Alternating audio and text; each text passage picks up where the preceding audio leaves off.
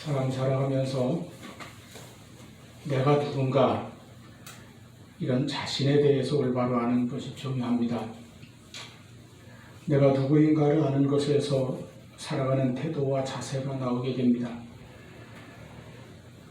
자기를 그저 낮게만 여기고 자신을 부정적으로만 그렇게 생각하면 매사에 자신감이 없고 소극적이거나 부정적인 자세로 살아가게 됩니다.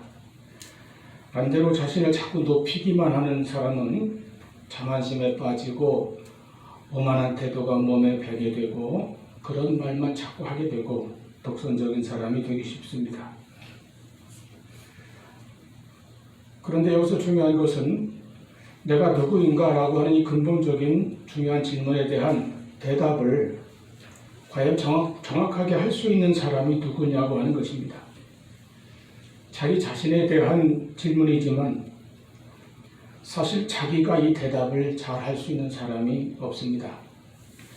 얼핏 생각하면 자기 자신에 대해서는 본인이 가장 잘 알 것 같지만 사실은 그렇지 못한 것이 인간입니다. 누구도 자기가 자기를 잘 모르는 것입니다. 그렇다고 해서 다른 사람이 나에 대해서 과연 올바르고 가장 정확하게 깊이 알 수 있을까요? 그것도 전부는 그렇지 못합니다. 누구도 나를 부분적으로는 알 수 있어도 나의 전부를 또 나의 가장 깊은 곳까지 다 알 수는 없습니다. 인간으로서는 그렇습니다. 그래서 우리가 이렇게 나를 올바로 정확히 또 깊이 모르기 때문에 인생의 수많은 오해와 착오 속에서 살아갈 수 있습니다. 많은 문제들이 내가 누군지를 몰라서 생겨나는 것이기도 합니다. 여러분, 우리를 그리고 나에 대해서 가장 잘 아시는 분은 하나님이십니다. 나를 지으셨고 우리를 사랑하시며 늘 지켜보시기 때문입니다. 우리의 지난날과 되어가는 모습과 우리의 살아가는 모습도 주님께서 다 아십니다. 그래서 칼빈이 말한 것처럼 그 하나님을 알지 못하고서는 자기 자신도 올바로 알 수 없습니다. 나를 지으신 하나님을 모르고는 그 하나님의 뜻을 모르고는 하나님께서 나를 만드신 그 목적과 그 하나님의 뜻을 온전히 알 수가 없기 때문에 내 삶을 올바로 알 수가 없다고 하는 것입니다. 나를 만드신 하나님을 알 때에 그 안에서 내가 누구인가를 정확하게 깨달을 수가 있습니다. 그래서 우리는 내가 누구인가라는 질문에 대해 하나님의 말씀인 성경에서 그 답을 찾아야 하는 것입니다. 성경은 하나님께서 우리에게 어떤 뜻을 가지고 계시며 우리에 대해서 무엇라고 하시는지를 말씀해 주고 있습니다. 그 여러 말씀들 가운데서 오늘 아침 이 귀한 시간에는 바로 본문 말씀 고린도전서의 맨 처음 서문의 그 기록을 통해서 하나님께서 우리에게 우리가 누구인가, 나는 누군가 라고 말씀하시는 것에 대해서 상고하면서 함께 은혜를 나누고자 합니다. 고린도전서는 서신입니다. 사도 바울이 쓴 편지죠. 바울이 초대교회 여러 교회들에게 보낸 편지들 가운데 가장 분량이 많습니다. 전서와 후서를 합치면 29장이 됩니다. 로마서가 그 다음으로 이제 16장인데요. 뿐만 아니라 사실은 고린도 교회를 향해서 쓴 바울의 편지가 더 많습니다. 여러 자료들을 종합하면 바울은 총 4번의 서신을 써서 보낸 것으로 그렇게 알려져 있습니다. 고린도전서가 맨 처음 것이 아니고 이미 고린도전서 5장 9절에 내가 너희에게 쓴 편지에 라는 표현이 나오는 것을 보면은 이 고린도전서 앞에 먼저 쓴 편지가 하나 있다는 것을 우리가 알 수가 있습니다. 그래서 고린도전서는 두 번째가 되고 그 다음에 고린도후서 2장 4절에도 고린도전서가 아닌 다른 제3의 편지에 대해서 언급하는 말씀이 나옵니다. 그래서 아마도 전서와 후서 사이에 세 번째 편지가 또한 기록되었다는 것을 알 수 있고, 그 다음에 네 번째로 쓰여진 편지가 이제 고린도 후서가 되겠습니다. 이렇게 총 4번에 걸쳐서 편지를 보냈습니다. 왜 그랬겠습니까? 그만큼 그 교회에 대해서 사도는 할 말이 많았던 것입니다. 해야 할 말, 하고 싶은 말이 많았던 것이죠. 물론 고린도 교회가 바울에게 질문한 것도 많아서 그에 대한 답변도 있고, 또 한편으로는 여러 가지 경로를 통해서 들려오는 그 고린도 교회에 대한 소식을 바울이 듣고 마음에 걱정하고 안타까워하면서 그런 어떤 문제들이나 잘못에 대해서 지적하고 바로잡기를 바라는 마음으로, 그런 것들에 대해서 편지를 길게 쓴 이유도 있습니다. 그래서 고린도전서는 매우 실제적인 편지입니다. 바울의 서신 가운데 분량이 가장 많으면서도 그 내용이 전부 실제적인 그 문제들을 다루고 있다고 하는 것이죠. 로마서처럼 절반 이상을 복음에 대해서, 기독교 교리에 대해서 길게 설명하는 그런 구조가 아니고, 그 많은 분량이 전부 교회에서 일어난, 즉 고린도 교회가 안고 있는 구체적인 문제들에 대해서 답하고 다루고 있다는 것입니다. 그런 점에서 오늘날 우리 교회들이, 또 성도들이 교회 안에서 겪을 수 있는 여러 가지 문제들에 대해서 성경적인 답과 성경적인 원리들을 배울 수 있는 그런 서신이기도 합니다. 그리고 고린도 교회는 아마도 초대교회들 가운데서 가장 이 현대 사회의 교회들의 그 모습과 문제점들을 가장 많이 닮은 모습이라고도 여겨집니다. 일단 고린도라는 도시가 그렇습니다. 고린도는 당시 그리스 남부에서 이제 중부와 북부로 올라가는 좁다란 그 해역 지역에 위치한 항구 도시인데, 양쪽으로 2개의 레게온과 갱그레아라고 하는 큰 무역항을 가지고 있기 때문에 굉장히 번창하고 부유한 도시입니다. 옛날에 우리나라에 잘 나가던 그런 그 산업이 발달한 도시들은 길에 돌아다니는 개들도 10,000원짜리를 물고 다녔다고 하는데, 아마 고린도가 그랬을 것입니다. 이렇게 번창하는 도시, 부유한 도시는 사치와 향락에 빠지기가 아주 쉬운데 고린도가 바로 그러했습니다. 우리 개인도 마찬가지예요. 누구나 다 돈과 물질을 원하고 또 사실 필요한 것이 사실입니다.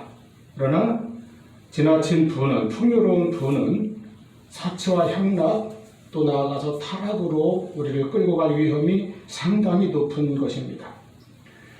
그리고 풍요로운 물질에서 나오는 타락은 대부분 거의가 성적인 타락으로 나타납니다.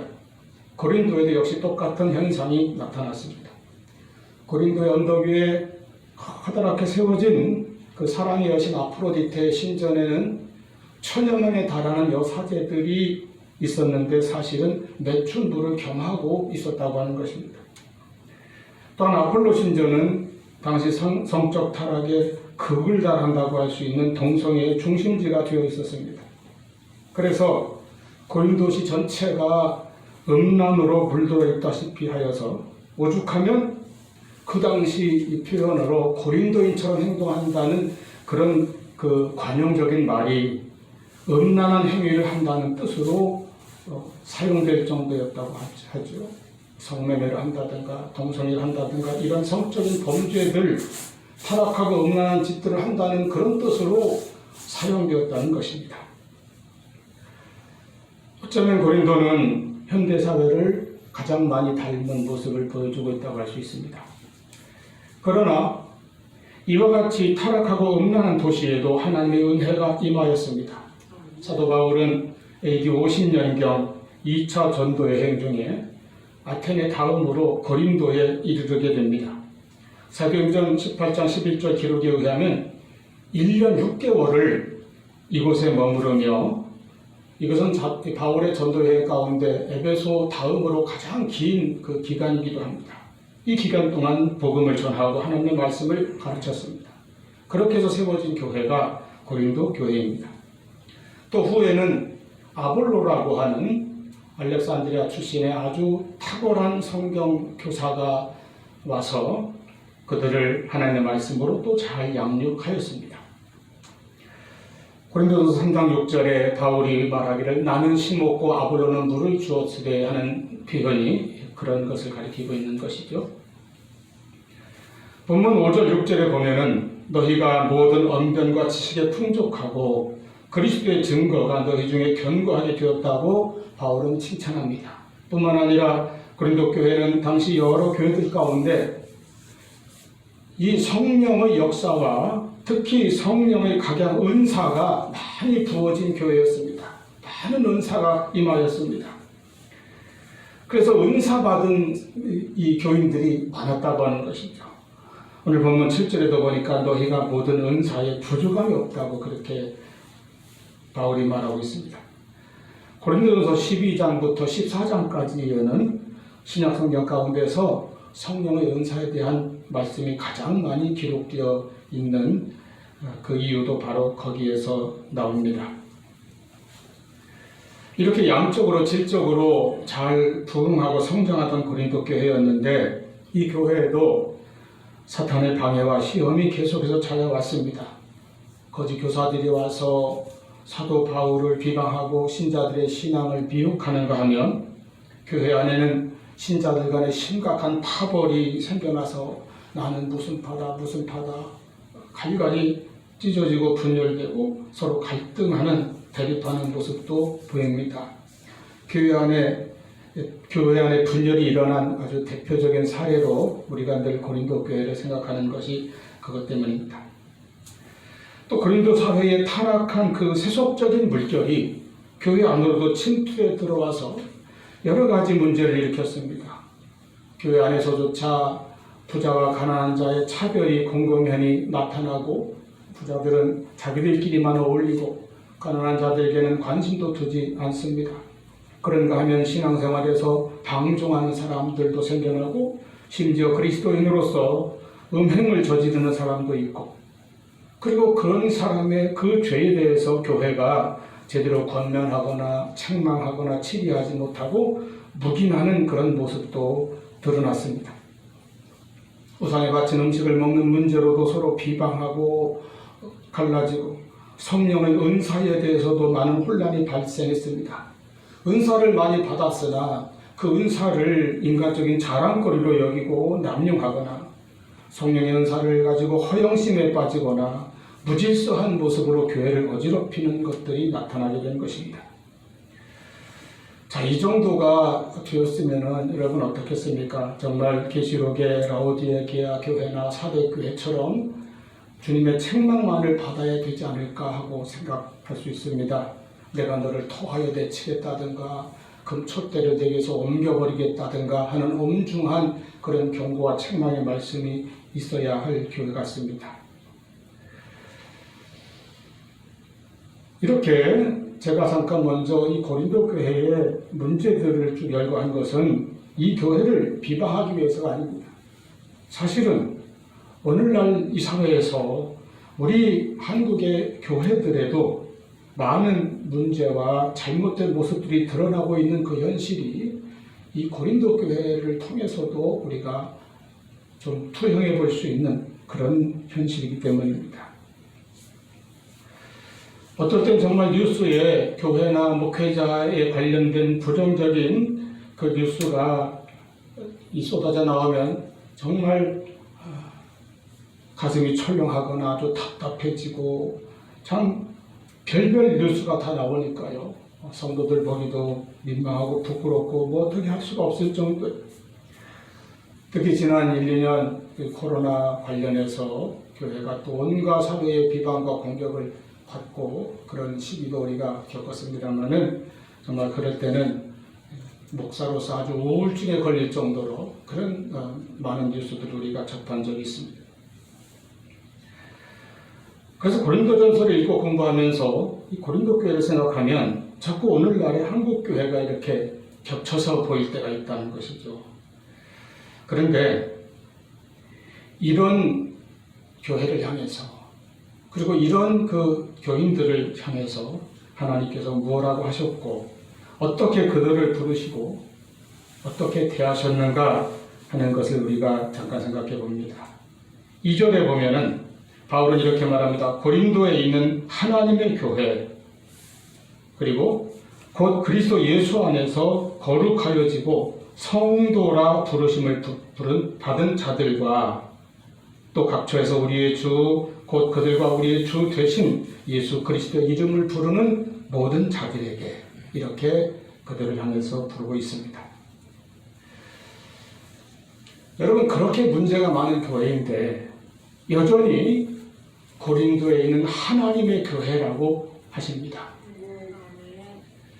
그런 사람들이 있는데 교회 안에 파벌을 만들어서 서로 질시하고 또 사람을 차별하고 자기와 의견이 다르다고 비방하고 헐뜯고 또 성령의 은사를 가지고 교만해져서 또 부질서해지고 어떤 사람은 심지어 성적인 죄를 지기까지 하고 다른 이들은 그것을 묵인하고 이런 아주 어지러운 그런 모습을 드러냈는데 이런 교회와 또 그 교회의 교인들을 향해서 하나님께서는 사도 바울을 통해서 여전히 그들을 하나님의 교회 그리고 그들을 성도라고 부르시는 것입니다.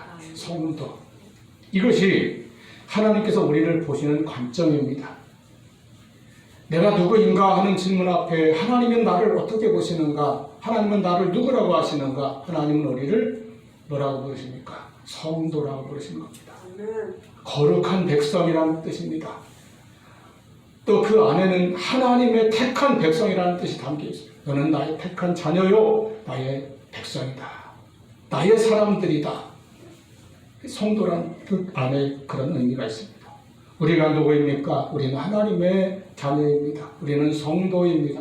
우리는 하나님의 사람들입니다. 우리는 하나님이 부르셨고 하나님의 택한 사람들입니다. 이렇게 내가 나를 알아야 된다고 하는 것입니다. 하나님께서 우리를 성도로 보시고 성도로 인정하시고 성도로 대하시는 것입니다.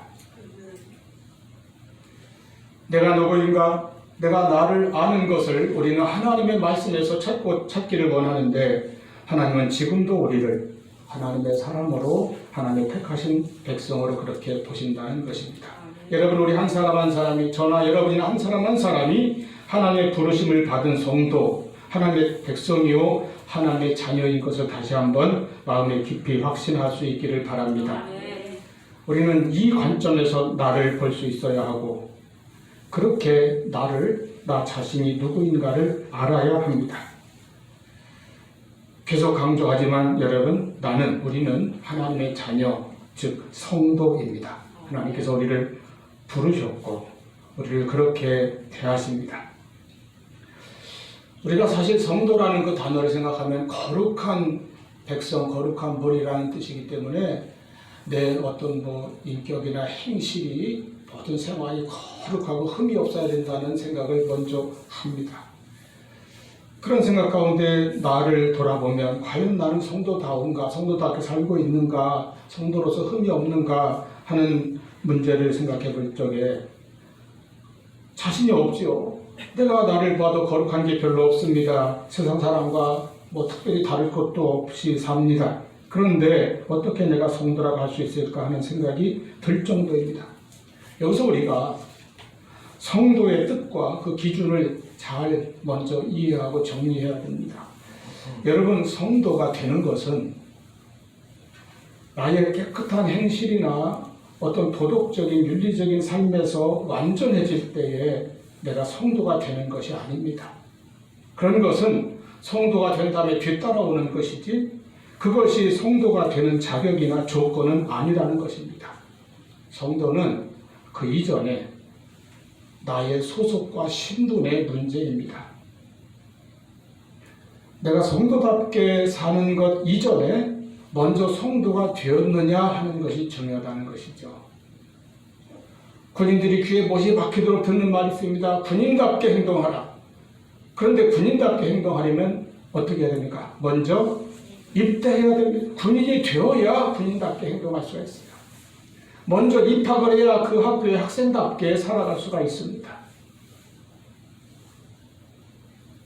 먼저 신분이 바뀌고 소속이 바뀌어야 그 다음에 거기에 걸맞는 행실과 삶이 요구되고 또 그렇게 노력하는 삶으로 이어지는 것입니다.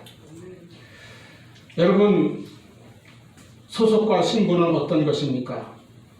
우리가 성도라고 하는 것은 나는 이제부터 하나님께 속했고 하나님의 자녀라고 하는 신분을 가졌다는 것이죠. 나는 예수 그리스도 안에 있고 그리스도인이 되었다고 하는 것입니다. 오늘 본문 2절 말씀에 성도가 되는 전제 조건이 있는데 이렇게 표현되어 있습니다. 그리스도 예수 안에서 거룩하여지고, 우리가 성도가 되는 것은 거룩해지는 것인데 우리가 거룩해지는 것은 그리스도 예수 안에서 거룩해진다는 뜻이에요. 내가 예수 안에 있을 때 거룩해집니다.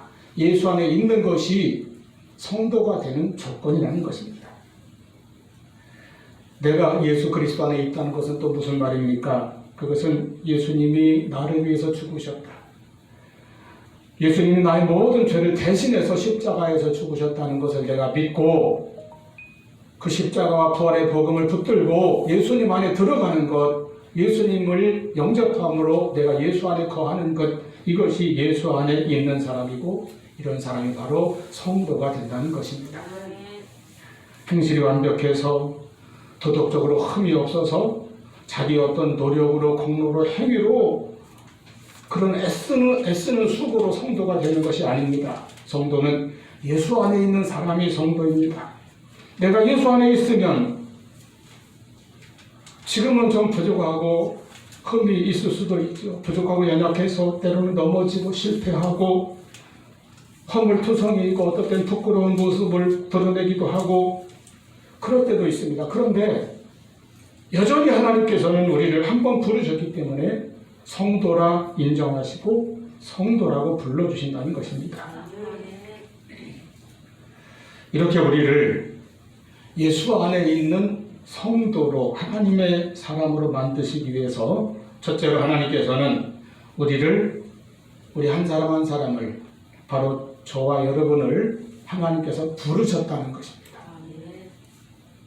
성도라 부르심을 입은 자리라고 그랬어요.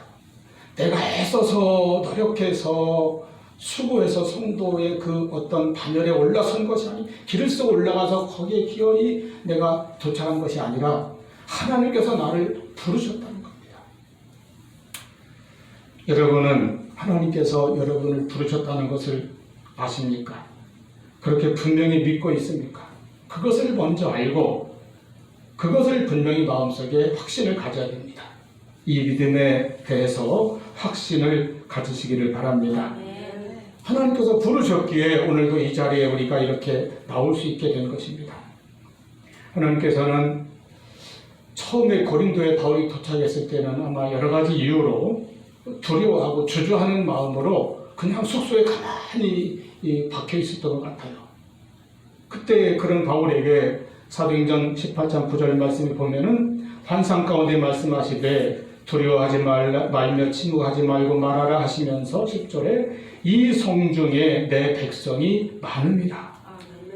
그렇게 악하고 타락한 도시 가운데도 이미 하나님께서는 내 백성이 많다고 인정하시고 그들을 향해서 나아갈 것을, 그들에게 복음을 전할 것을, 담대하게 나갈 것을 바울에게 격려하시는 말씀을 볼 수 있습니다.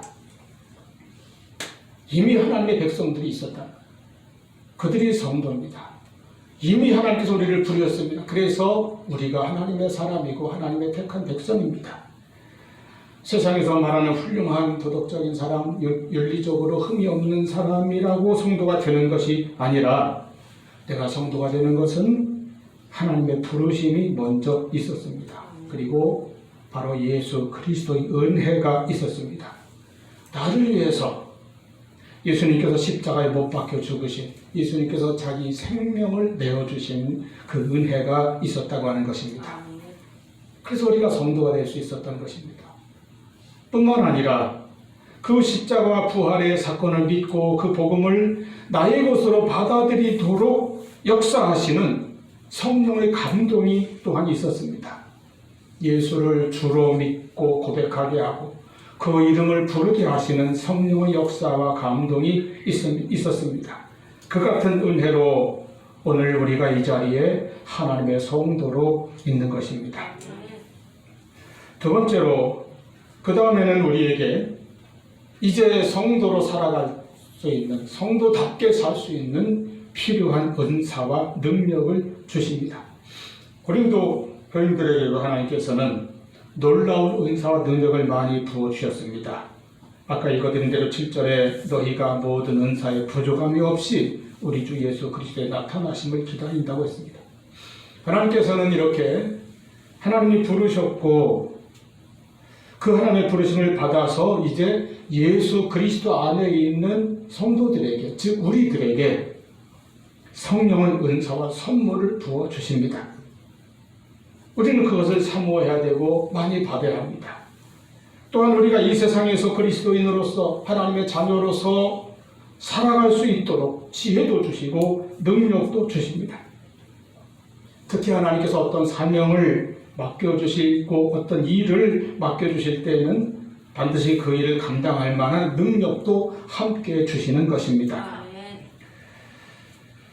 고린도전서 2장 3절에 보면 내가 너희 가운데 거할 때에, 이게 이제 바울이 고린도에 처음 도착했을 때의 상황과 바울의 심정을 고백한 것 같아요. 내가 너희 가운데 거할 때에 약하고 두려워하고 심히 떨었노라, 이렇게 고백합니다. 아까 읽었던 사도행전 18장 9절에 그 바울의 심정을 표현하는 것입니다. 바울도 그랬어요. 여러 가지 이유가 있었겠지만 특히 고린도라는 도시가 얼마나 참 상대하기가 어려운지, 얼마나 악하고 타락한지 약하고 두려워하고 심히 떨었노라. 그러나 하나님께서는 그런 바울에게도 하나님의 지혜와 하나님의 능력을 주셔서 그 어렵고 척박한 환경 속에서도 그 가운데서도 고린도 시민들을 향하여 예수 그리스도의 십자가의 복음을 담대히 전하고 그 안에 있던 수많은 하나님의 백성들을 찾아내고 교회를 세울 수 있게 하신 것입니다. 우리는 이 믿음을 가져야 합니다. 하나님이 나에게 능력을 주신다. 나는 못한다, 나는 안 된다, 나는 뭐든지 할 수 없다, 이런 말은, 이런 생각은 믿음이 없기 때문에, 믿음이 부족하기 때문에 자꾸 내 마음에서 생겨나는 그런 어떤 유혹과 같습니다. 우리는 그것을 이겨내고 주님이 주시는 그 믿음 안에 굳게 서야 합니다. 우리 앞에 우리가 살아갈 때 수많은 여러 가지 문제들이 가로막지요. 누구나 그렇습니다. 아무 일 없이 평탄하게 사는 사람이 누가 있습니까? 다 여러 가지 힘든 문제들을 안고 싸우며 헤치며 나아갑니다. 짐을 지고 가는 거예요.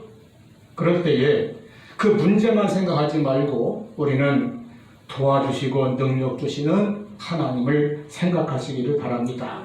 하나님께서 도와주시고 나에게 능력과 또 은사를 주신다는 그 믿음을 항상 붙들고 나가시기를 바랍니다. 세 번째로, 하나님께서는 우리들을 하나님의 성도로, 하나님의 사람으로 끝까지 붙들어 주시고 견고하게 하실 것입니다. 8절 말씀, 주께서 너희를 우리 주 예수 그리스도의 날에 책망할 것이 없는 자로 끝까지 견고하게 하시리라. 우리 주 예수 그리스도의 날이라는 것은 주님 재림하시는 날입니다. 우리가 그 앞에 마지막 서는 그 날입니다. 그 날까지, 세상과 역사의 마지막 때 혹은 모든 사람의 종말의 날까지, 끝까지라는 것이죠. 끝까지 우리를 견고하게 하시리라. 우리를 부르시고 우리를 도와주시는 하나님께서는 끝까지 우리를 붙들어 주십니다.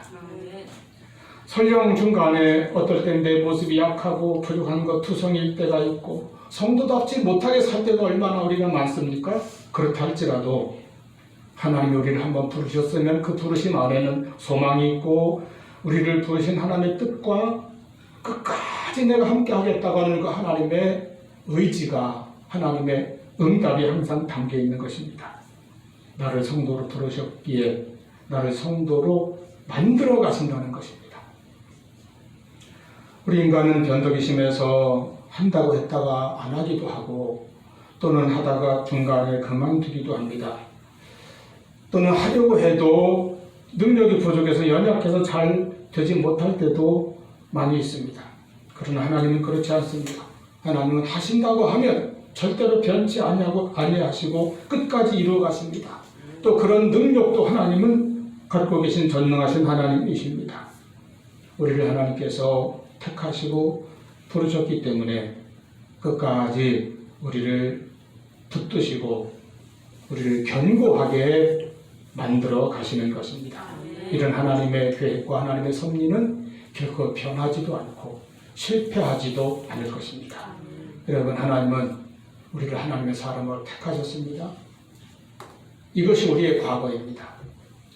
하나님 우리에게 필요한 은사와 능력을 주십니다. 이것이 우리의 현재입니다. 하나님 우리의 인생을 끝까지 붙들어 주실 것입니다. 이것이 우리의 미래입니다. 우리의 과거와 현재와 미래가 전능하신 하나님의 손에 있습니다. 우리를 위해서 이 땅에 오신 예수 그리스도의 그 은혜 안에 우리의 삶이 담겨 있습니다. 나는 그리스도 안에 있는 자다. 믿음을 가지고 살아가시길 바랍니다. 우리 가운데 임하셔서 내주하시고 동행하시고 보혜사로 날마다 우리를 도우시는 성령의 능력이 우리와 함께 하시고 우리와 동행할 것입니다. 그 은혜 안에서 소망 가운데 믿음 가운데 힘차게 살아가서 하나님의 선한 일을 이루어나가는 올 한 해 그리고 우리의 모든 삶이 될 수 있기를 축원합니다. 기도하시겠습니다.